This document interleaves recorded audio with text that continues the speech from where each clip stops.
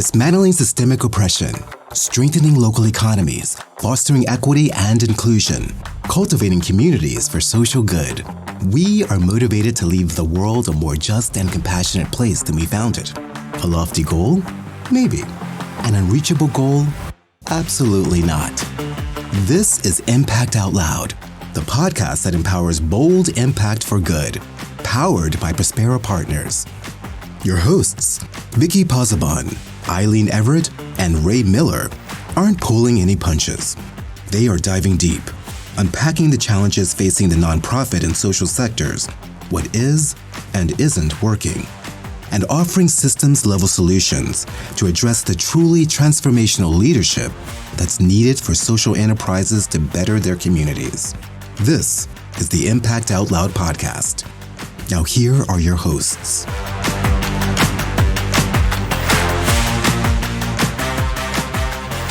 Hello, everybody. Welcome back to Impact Out Loud. We're excited to be here with you today. I'm Vicki Pozzebon, and joining me, as always, Eileen and Ray.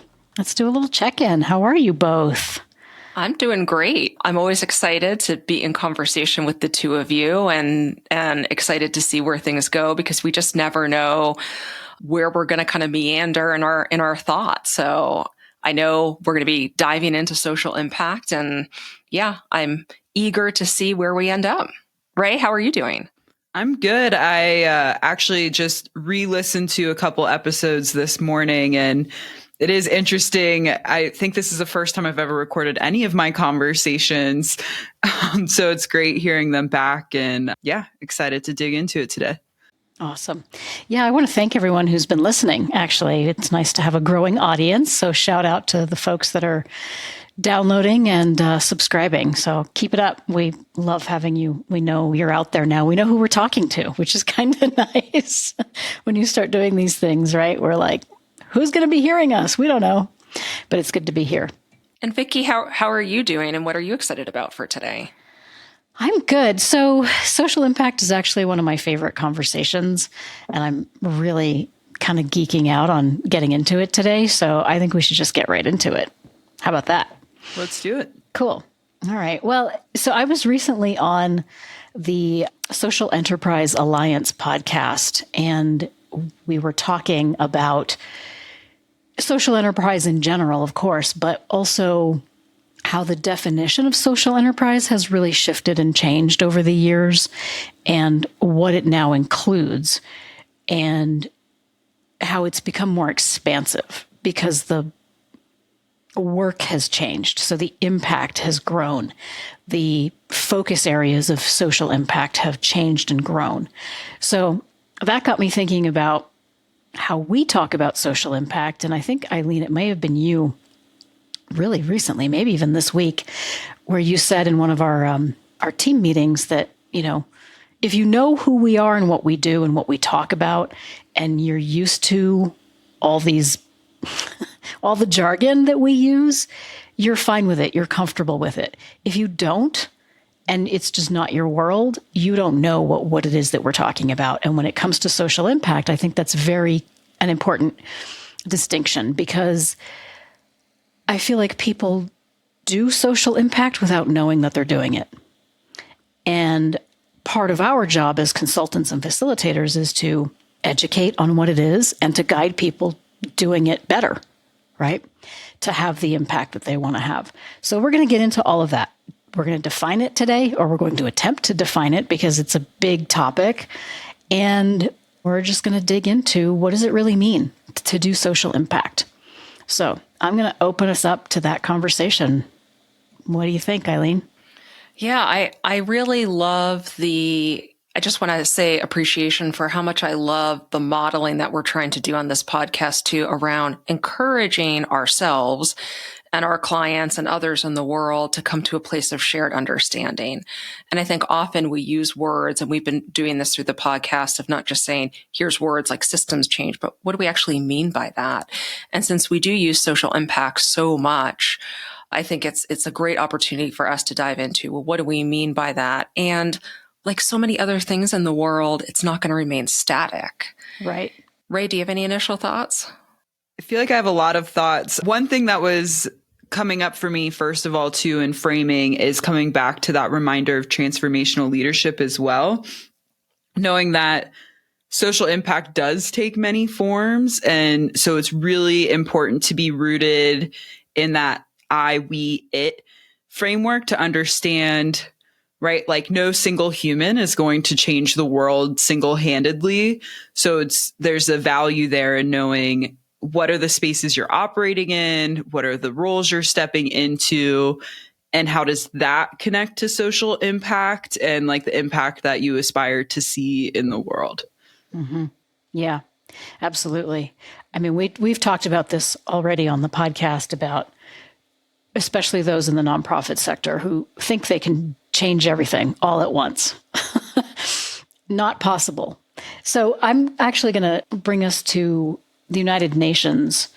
It's their Sustainable Development Goals, but they also have an agenda specifically for 2040 that we're going to talk about because it's really expansive and there's a lot to unpack with it. And we've already been doing so much of it. I'm not talking about we, Prospera Partners. I mean, the world in general, those who are doing this work. So Eileen, do you want to talk a little bit more about these sustainable development goals? Yeah. So there are 17 sustainable development goals, but I will say I've also seen these specifically referenced as points of social impact. So it feels really relevant to the conversation today. I'm just going to read the list. We'll on the website provide a link for folks who want to dig in deeper, but I'm just going to read the list of 17 goals. Again, this is the United Nations Sustainable Development Goals. So no poverty, zero hunger, good health and well-being, quality education, gender equality, clean water and sanitation, affordable and clean energy, decent work and economic growth, industry, innovation, and infrastructure, reduced inequalities, sustainable cities and communities, responsible consumption and production, climate action, life below water, life on land, peace, justice, and strong institutions, and partnerships for the goals is the 17th one. And what I want to name, just reading these and reflecting on them, is it brings it back to my own experience with social impact and this meandering journey to really try to understand what is social impact. And I feel like even looking at these sustainability goals, so much of the early part of my career was focused on conservation and the environment, nature, the outdoors, and conserving these places. And I started my career out as a wildlife biologist because I really felt attached to the landscapes and the species and the biological diversity and how do we really get into, as humans, our roles in protecting ecosystems because we benefit from those things as well, vice versa, and connections to the land and the outdoors, all of it, even the spiritual part of all of it as well. And I realized in my own journey that I ended up moving from that place around wanting to protect landscapes and species and ecosystems and move towards, well, if we want to do that, I have to work with people. And then made that leap to education and working with youth all around the state and providing that opportunity for youth to connect with the outdoors in ways that were meaningful for them, in hopes that people would create their own ethics around conservation and protecting the environment in all different ways. And it's really been the last several years that I've really gotten even more solid because I've also had this intense interest for many years around social justice and inequalities of the world and what is our role individually and collectively in addressing these things and changing the world to benefit people. Mm-hmm. And I feel like social impact is the way that brings all of those things together for me, is that we can't protect the environment and species and landscapes if we're not focused on people and if we're not focused on the social, the impact, what's the change, what's the vision. And so for me, these sustainability goals, everything from no poverty to life on land and life below water, are all interconnected. I know Ray said this earlier as we were getting ready for our conversation today, was really bringing it back to the interconnectedness and the systems that we have in place. So thanks for letting me share that, because to me, it's like it all comes back to social impact. And if we're not thinking about those pieces, how can we ever have any other impact in the world? Absolutely. Yeah, I was going to bring in, over the years, I have tried in various talks or, when I'm leading a workshop or doing some sort of education around social impact, trying to define it. Like, what is the definitive thing? There isn't a definition of social impact that everyone uses. The UN doesn't define it. There's just nothing out there. So what I found that I use and reference all the time is this article by the Center for Social Impact Strategy at the University of Pennsylvania. And the author, Ariel Schwartz, lists that if you Google social impact definition, there are multiple definitions of it. And so this article actually invites leaders in social impact to define it. And there are so many different definitions, but the heart of it, and what I love, is actually one of the first definitions that I've seen is from the Center for Social Impact, which says this: social impact can be defined as the net effect of an activity on a community and the well-being of individuals and families. It's one sentence, right? I love that. It's short and to the point. And then there's all these great people who are leaders in this work who dig into that. What does that really mean? Just like you did, Eileen, really getting into, like, it started for you coming out of a biology background and really connecting to land and nature. And what does that mean for social impact? And how does that permeate into all the other areas? So I think that's a great place for us to sort of keep digging in and making those links too. The other thing that I think is really great is that the UN agenda, specifically for 2040, links these 5 areas, the 5 Ps. Now, there used to be what we called the 3 Ps, which was people, planet, profit. And that was the way for businesses to really engage in and to have impact in the world, in their communities, et cetera, was to really look at people, planet, profit. Now it has expanded to 5 Ps, which are people, planet, prosperity, peace, and partnership. And I love that because, as Eileen mentioned, we can't do this alone. We need partners. And it's about linking all of those 5 Ps to do all of the things that need to be done for social impact. And I'd love to bring it back to the people piece through how personal the work is and connecting that to transformational leadership. We were talking about leading in difficult times. I also brought up how leadership isn't just for the established leader or someone who's in a position of power. This is something that we all can be thinking about. Right. And I love this framing because it brings in something else we talk about a lot of, like, legacy or what it means to be a good ancestor. And I think that is connected into social impact as well. I think that that can often get highlighted through, like, death and grief, right? Like, we see how impactful people just leave this, like, imprint on our lives, right? Like, social impact could be that, right? Somebody who's formed and shaped their life in a way that they're moving through the world that inspires others to do the same. I see that as social impact. And that isn't always operating in a specific container. It's an approach to how they're living their lives. And I think that also ties into the systems thinking and something we talk about a lot as well, right? People see their work as their work, and then my life is over here. But I also think that these goals and thinking about social impact is also, again, like you said, highlighting that interconnectedness where it's not just what you're doing at your job. It's how you're showing up in the world, how you're making decisions, how you're relating to people, et cetera, et cetera. Mm-hmm. I feel like what you just shared, Ray, made my mind go a little bit of a different direction of also just thinking about impact and this idea of impact generally being, I hesitate to use the word, but lofty, visionary. It's this kind of North Star far away. And also how impact can be immediate. I mean, we saw this over the last 3 years, moving through the pandemic, early on in the pandemic, that people were reaching out to their neighbors and out to their communities through amazing things like mutual aid, or businesses that were restaurants offering, pay what you can. That has impact, right? It allows people to be seen as human and allows people to have their basic needs met. And that, going back to that definition that you shared, Vicki, around well-being for individuals and families and well-being for communities too. So my mind's kind of going in that direction a bit as well.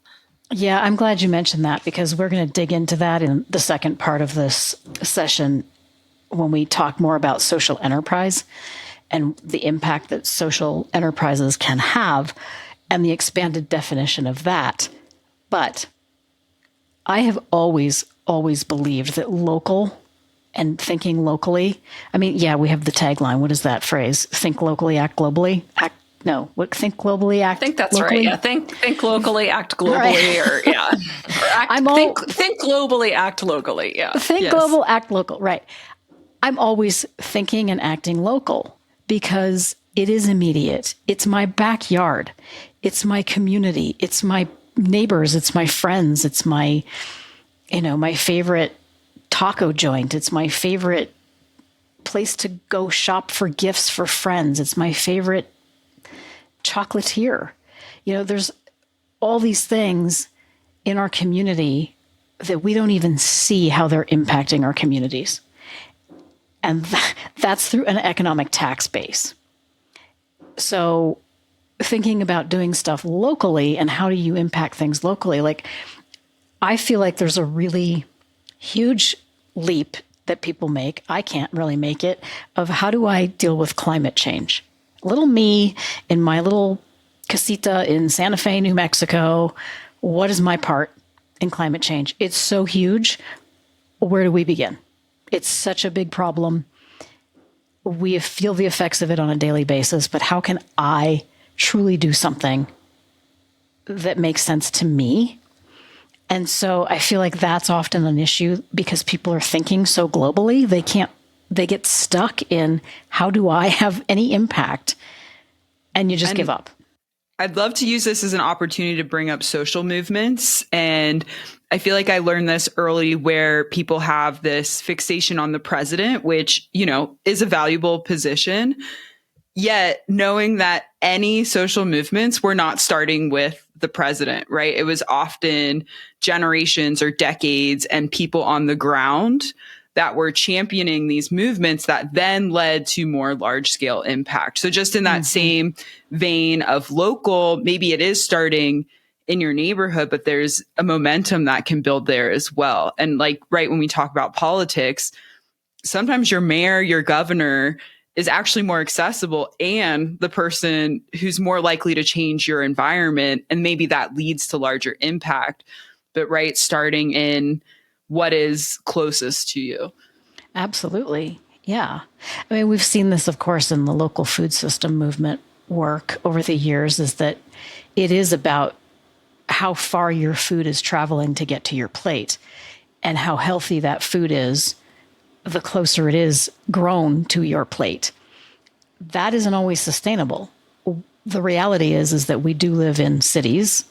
We do live in places where if you're in a rural community, you have to get your food to somewhere else if you're a farmer, or you have to go buy your food somewhere else. And often the food miles are expanded because of that. Not everybody can grow their own food. We can't expect people to grow their own food. It's actually kind of expensive to get set up to grow your own food. There was a book, I can't remember the name of it now, but it came out probably about 10 years ago. And it was this guy, and I think he was in Brooklyn, who tried to grow his own food in his backyard in Brooklyn. And he logged all the costs. And he's like, 1 carrot cost me like $400. By the time you put all the effort into it, that's not sustainable. And expecting people to do that is not sustainable either. So what is sustainable is thinking about the impact of the entire food system, right? And so I use it as an example because I've been working in the food system for so long, and it's just an easy reference for me. But, talking about all the different parts, the components, all the things that go into a food system, that's part of the impact. and it's the logistics, it's the distribution system, it's the growing of things in season and off season in greenhouses, how it gets delivered, how it gets processed, who's involved in the growing of those things, fair wages, all of it. I'm going to bring it back to the I, we, it framework as well, of it being social movements in this case. And bringing it back even to the I of Vicki, when you were sharing about climate change and your own challenges around, well, what do you do about this huge thing? It brought to mind for me this article I wrote. It's probably been, 12, 13 years ago around how understanding climate change saved my life. And I was doing the I, we, it back then before I even knew what I, we, it framework was, of understanding that if we're just trying to move to this completely altruistic place and take ourselves out of the equation, then we're missing key motivation for change within ourselves and around us. And that idea of even thinking about, in that piece that I wrote many years ago, it was this idea of once I understood that I could play a role, that how did I view it as my own health and well-being? So some of us in the world are privileged enough to have a car and drive it around and use all the resources in that way. But also, what does it look like to not drive a car? What does it look like to use public transportation and walk and bike? And how taking those actions, that if I viewed the motivation as being for my own health and well-being, as well as for the planet and climate change, it changed the conversation. Because often if we're just saying, well, I'm going to do the thing, the good thing, the right thing, just to do the good or right thing, we're not going to actually change our behavior. Mm-hmm. It's like performative and it's going to be short term. So just bring it back to social movements of how do we bring it back to the health and well-being of ourselves? I mean, this even connects to social justice. My liberation is tied to both of your liberations and tied to everybody else's liberation. So if I bring it back to myself and being motivated for my own liberation, being tied to your liberation, it changes the behavior. It changes my behavior. It changes my longer term commitment to this kind of change. Yep. And I'd love to just add a layer in, and I can't remember if we've talked about it or not, but I know we have outside of the podcast, and another phrase that has many definitions that gets used a lot in this work is capacity building. And I feel like that's what you're touching on as well, Eileen, of capacity building is used a lot and sometimes can have this like grand scale to it. And it's on that individual level of how am I building my own capacity to be more resilient and be able to show up and feel taken care of in doing this work. Because as we also know, there is no finish line, right? In that same way, we can't be altruistic. Like we know this work started before we were born. It started generations ago and it's going to continue. So we can't be stuck in a martyrdom as well. And capacity building comes from that preservation of self in that way too. Mm-hmm. Yeah. A big yes to what you just said, Ray. Yeah. All right. Well, we're going to wrap it up, and our part 2 is coming up, and we're going to dig into social enterprise and the work of social enterprise to address some of the social impacts. So we're going to wrap it up. But before we do, we have to do our WTF or aha moment. So what is your WTF or aha moment from either today's conversation or from the week that we've had? Because we do record on Fridays. So I open it up to you. Well, maybe I'll start with one of our previous podcasts and this mindset of cultivating what's possible. I think it's both an aha and WTF because I think we're still not doing enough of that / a multiple truths, right? And there are a lot of people doing that aren't getting the resources or attention or platforms.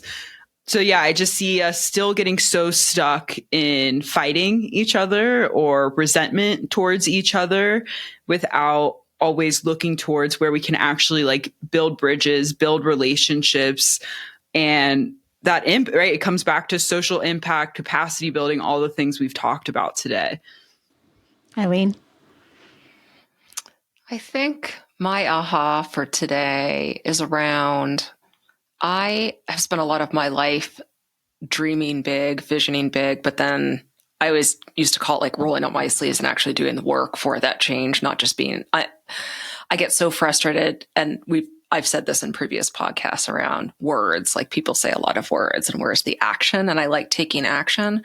But I think what I'm going to take away from today's podcast is also the reminder around impact and action at a small scale, locally, even in the ways that we all interact with each other on our team, how we show up for one another, and how those shifts, and Vicki, you always articulate this the best.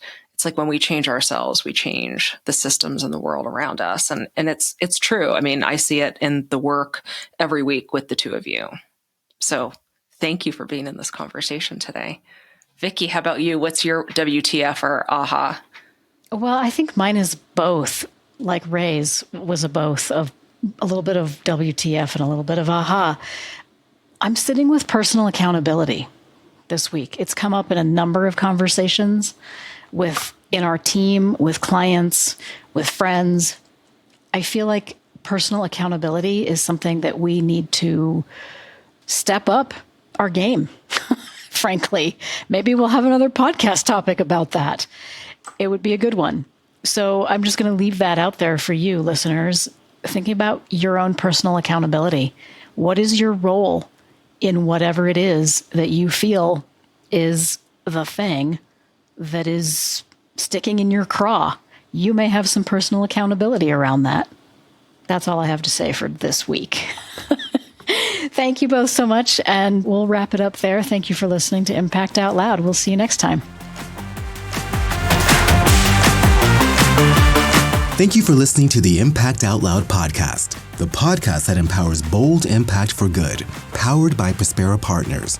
If you liked what you heard, subscribe to Impact Out Loud wherever you get your podcasts, and follow Prospera Partners on your favorite social media. If you are inspired to make community-based solutions and systems change, Prospera Partners offers workshops and programs that are open to all. For more information, visit prosperapartners.org. Thank you for joining us. Until next time, be well and do good.